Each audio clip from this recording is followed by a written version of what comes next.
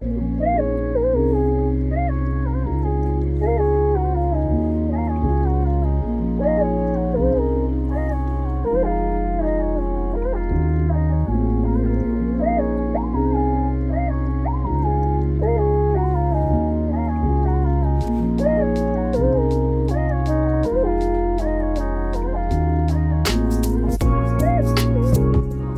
hello there, and welcome back to my channel. Today, I'm going to be making some fried rice. So, when I'm making a lot of rice, I don't normally measure it out. I will just kind of put it in the rice cooker, but I'm doing that for you guys. So, I'm taking a total of 4 cups of rice, and I'm going to be washing this at least 3 times.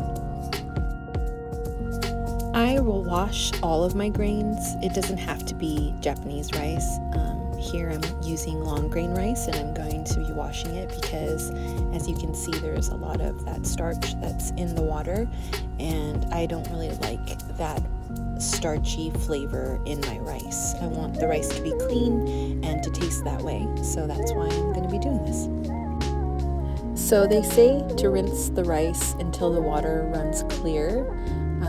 3 times is normally what people do, and I fill it up to that first line on my finger and throw it in the rice cooker, and it's ready to go.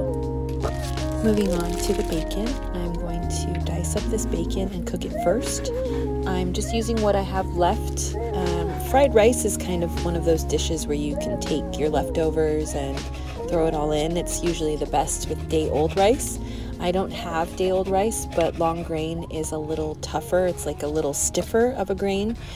Japanese rice is very soft, so I feel when I use long grain rice and I cook it fresh, it kind of gives me that same fried rice consistency that day-old Japanese rice would give.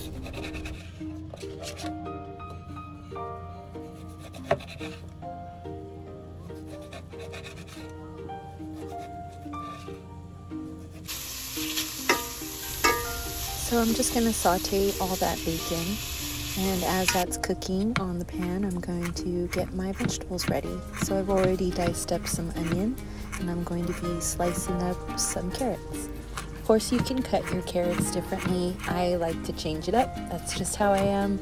I don't like to keep things the same, so sometimes I'll julienne the carrots. I'm being lazy today, so I'm just cutting them in circles.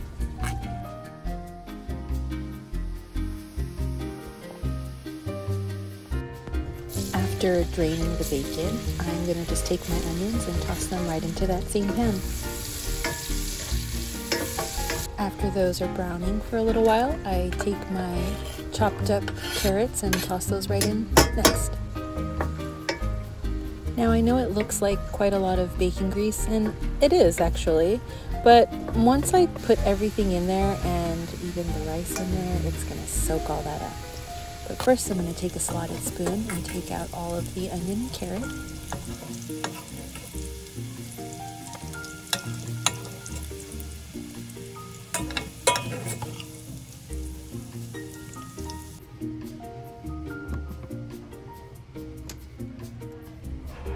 So now I'm just going to take all of that delicious rice and throw it right in the pan. I'm just taking one pan. We're going to make this really easy. I have my rice cooker that I have to wash and this pan right here, and that's it.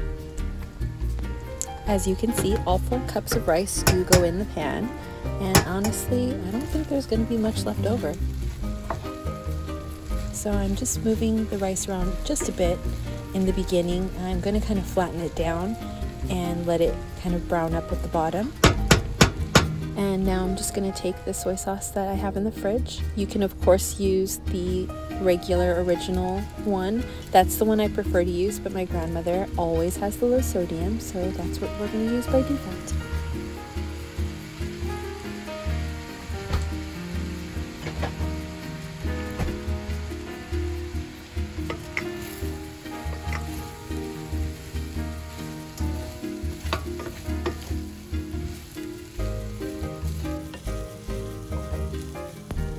So I will take my spatula and kind of flatten the rice down against the pan. As you can see, that's how it looks.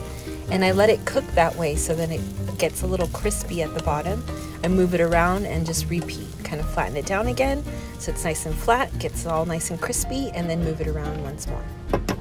How many eggs does it take to make a fried rice for 7 people? Let's find out.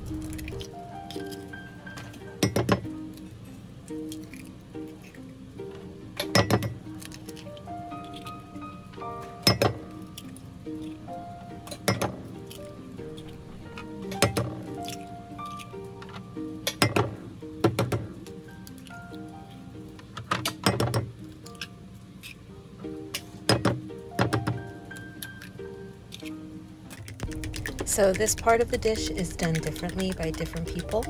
I like to cook my eggs right in the pan.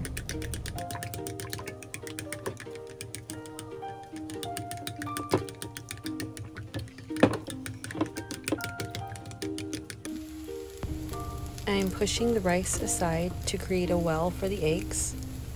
I'm going to add them right in the middle. You want to add them just a little at a time. You could do it all at once. If you did that, you would have a lot of egg all over, and then it would be mixed in with the rice. And there's nothing wrong with that. Some people like their fried rice that way, where there's kind of just a hint of egg throughout the whole dish. Some people cook the egg separately and add it at the end. However, I like to do it this way. Now, I did mention how I was going to only be washing those 2 dishes, but of course there are other dishes being made by the children. So I have to take a break and get some of those done, because I hate doing the dishes after I'm done cooking. Usually when I'm done cooking, that means that I'm about to eat with the kids. Once we're done eating, I'm done. You know, like, let's go upstairs and just chill. So having to cook afterward is kind of a pain. My grandmother, she does a lot of dishes in the house. I am so grateful for her. You know, she moves around slowly, but she makes her way to the kitchen and she does what she can, and she always keeps the house looking so tidy. And my kids come run through it like a bunch of tornadoes and just make a mess of it all, but she's so good at that. I love her so much. All right, now back to the eggs. So I did cover the eggs up just so that they would kind of cook and steam up a little bit and kind of get a little more firm. So you can see that they are still pretty runny, and this is where I will, scramble them up a little bit more there. But again, I do it this way because I don't mind if some of that egg is lost within the rice, but I don't like it completely separate. I do like the egg mixed in there just a little bit, but it's all, personal preference. So now I'm just taking my handy dandy craft scissors and cutting some of those green onions in there. I've already added my onion and carrots and also the bacon.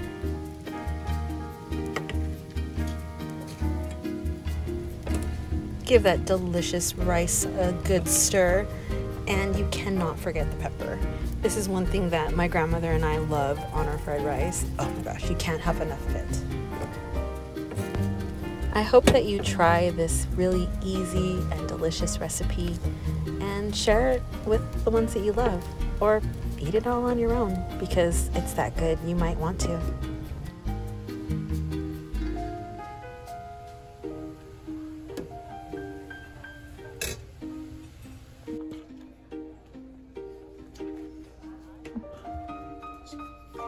You're welcome.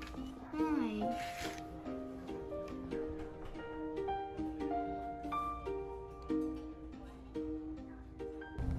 Thanks for watching.